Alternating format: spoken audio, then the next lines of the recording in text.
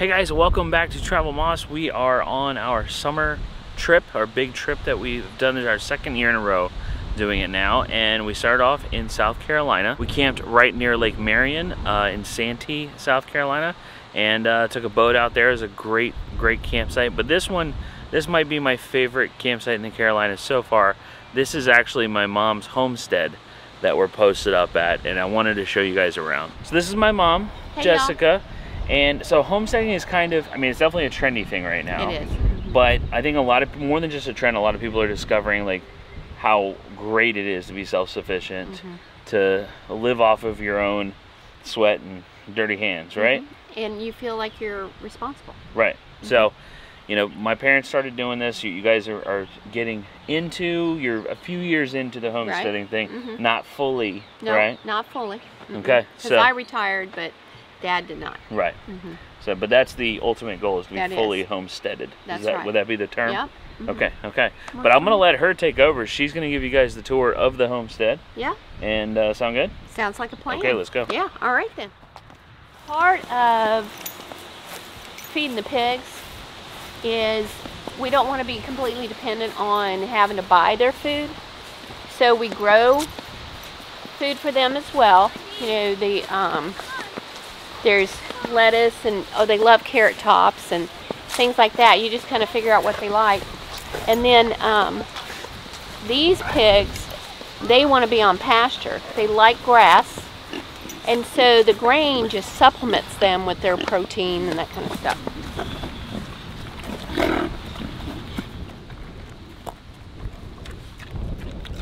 Want to eat off my spoon? Okay. Let me get it in the bowl. There we go. We wet the feed. It makes their feed go further, and it's better for their digestion.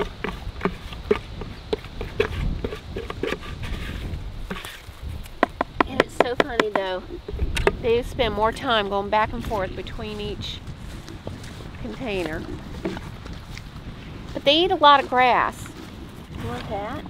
Guinevere likes it. Guinevere likes it. Oh my goodness.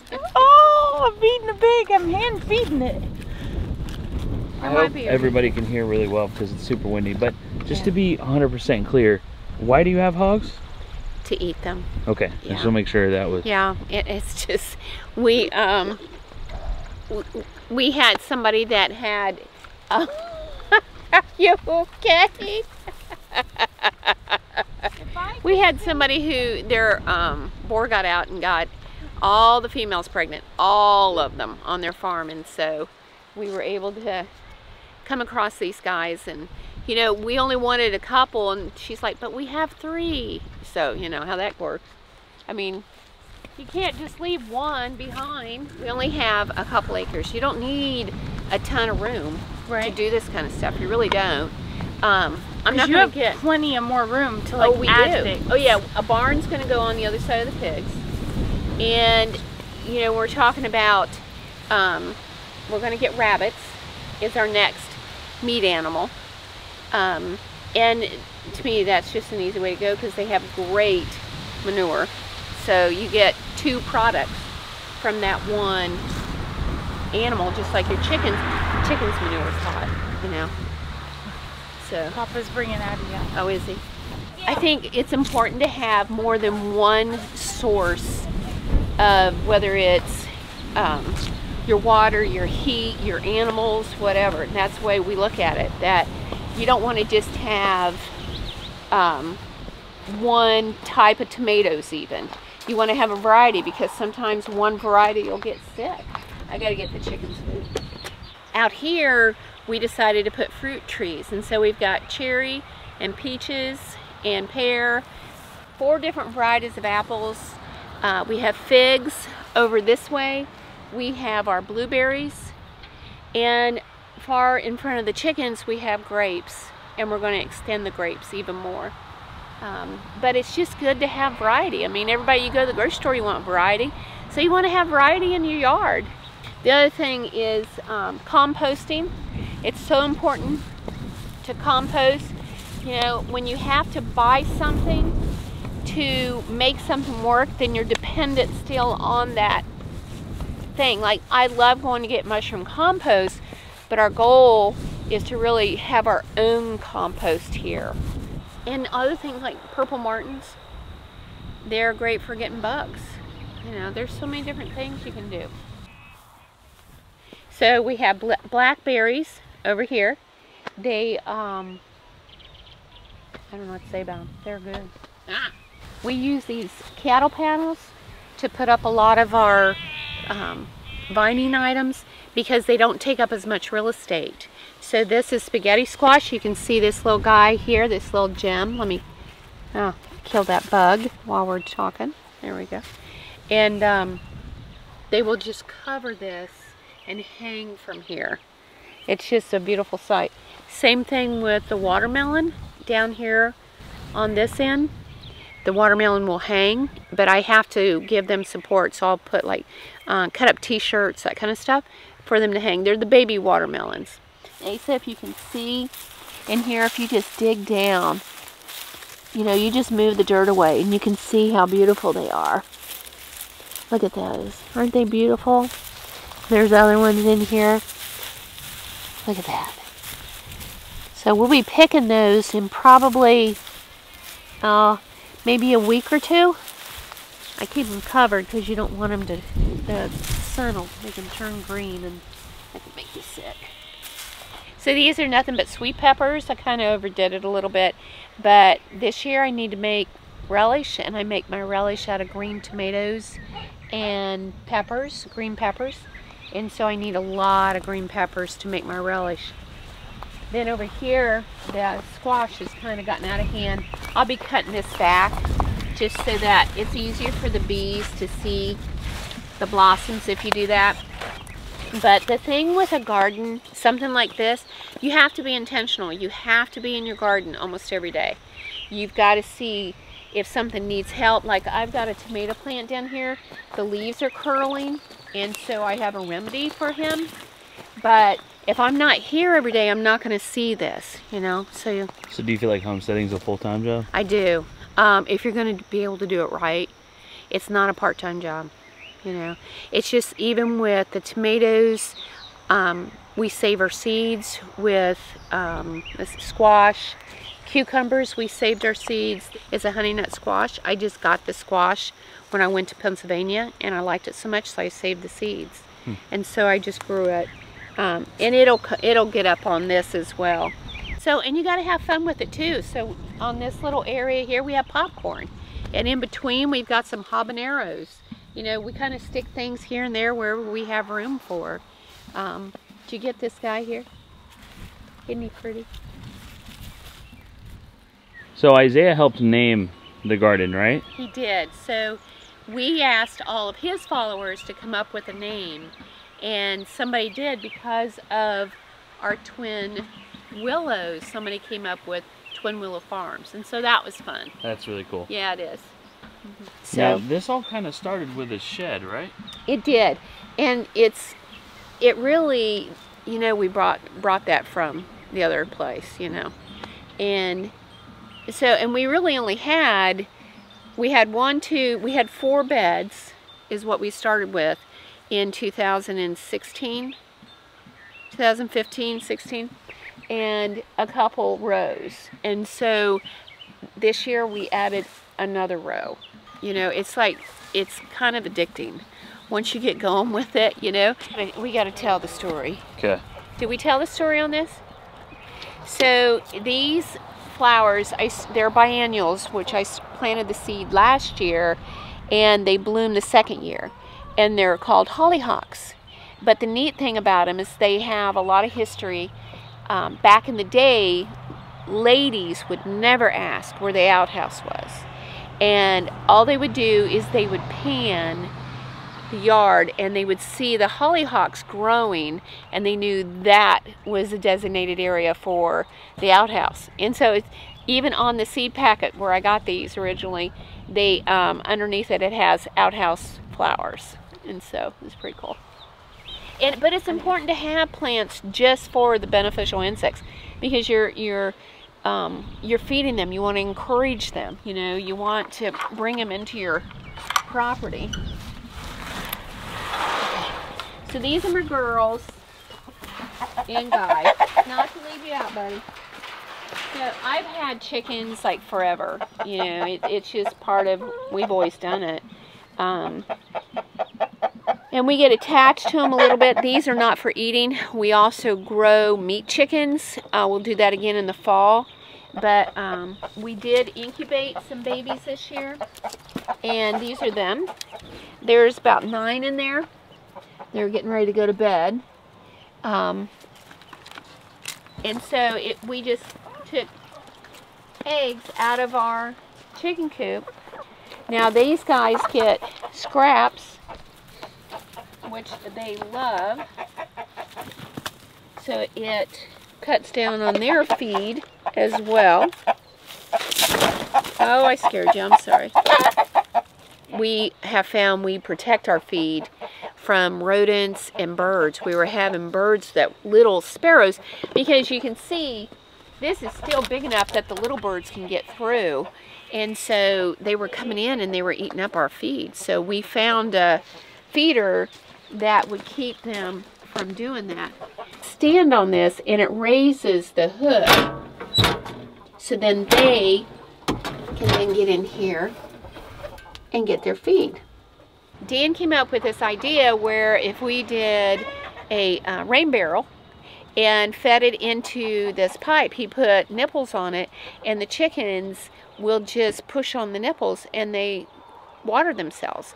And so it's nice because you're not, you know, concerned about them running out of water. You take the barrel apart once a year and clean it out to keep, but because it's dark, you don't have the algae growth that you would have it with light color. I have a hen here she's gone broody. This one here, you don't want to put your hand in. She's gone broody, and now this one here has gone broody. It's that time of year. So I have to get a little assertive because she will take your hand off. She'll try anyway.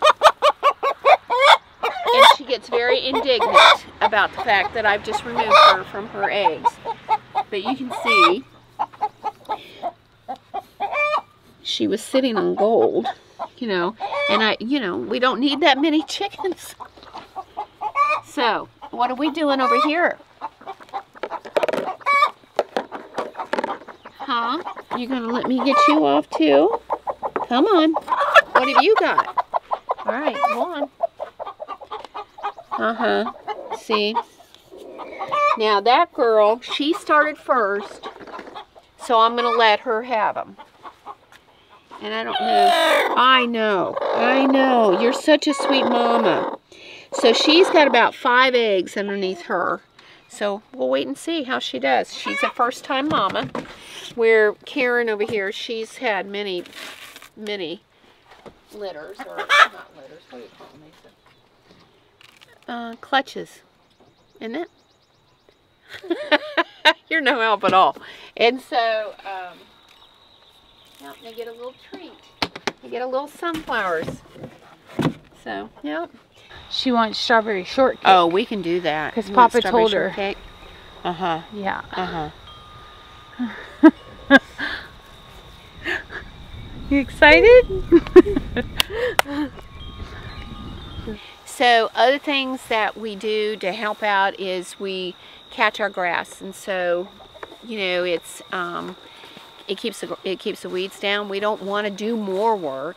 The other thing we have a friend who takes all of his leaves and he will shred them for us, and then we go over to his place and bag them up and bring them back and put them all over our garden beds for the winter, so that, because we have pretty mild winters for the most part, and we'll have full of weeds if we don't.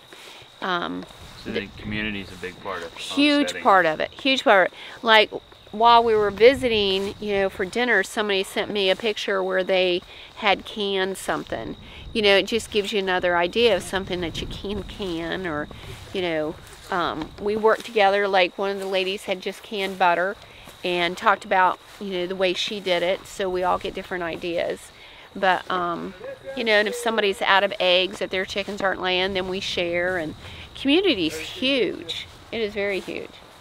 Okay, you're gonna take us into the vault. The vault. Yeah. So you have to, you know, you grow all this stuff and you save your seeds and you get the produce. Well, you got to find something to do with it, you know, or you get these animals. Hang on, I'm trying to not get a butt shot. Oh, okay. Okay, go ahead. Okay. So something that we do, like, for example, I just dehydrated some dill. So you look in here, I've got to get this canned up, but isn't that beautiful? Mm-hmm. Can you see it? I can turn on the other light if you need it. There it is. Oh, it smells so good. So, because we use the dill in our pickle eggs, you know, and other recipes. So you got to have a place. We put cardboard on our windows so it's dark.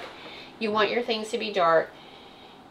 And this is where we keep our harvest. So some of it is dehydrated, some of it's water bath, some of it's pressure canned, some of it's even dry canned, essentially where you're just putting it through your, what's that thing called, Asa? Again, vacuum sealer. I know, the vacuum sealer. And so, and essentially, I just want to take the air out of a jar so it stays longer. These are oats, by the way.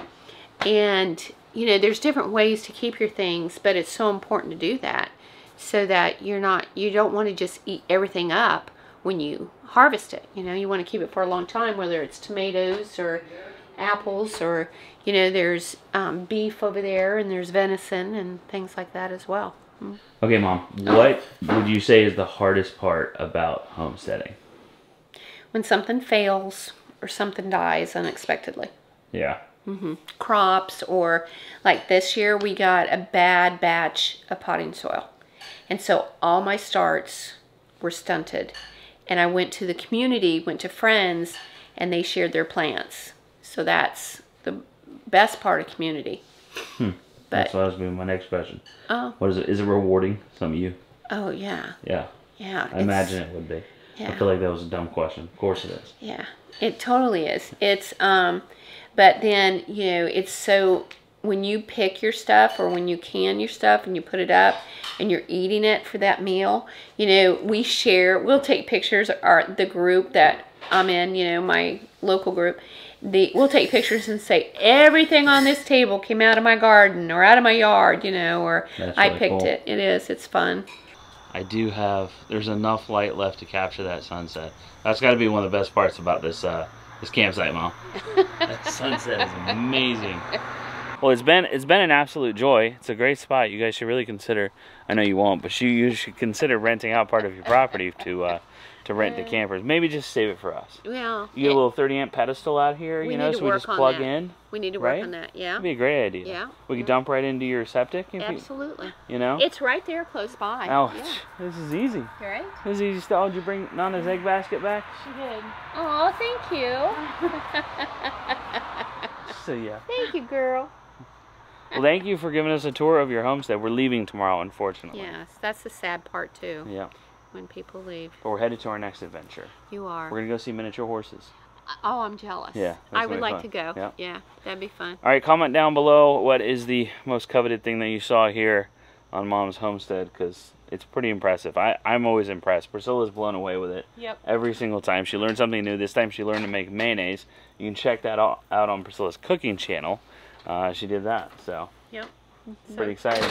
And pimento cheese. Oh, yeah. Oh, I We can't can wait. make a video about that. We'll have to while Okay, we're on while the we're on road. the road. Yeah, we can't share that recipe. Yeah. You got to do that on yours. For sure. Yeah, yeah. All right, we'll see you guys in the next travels. Bye.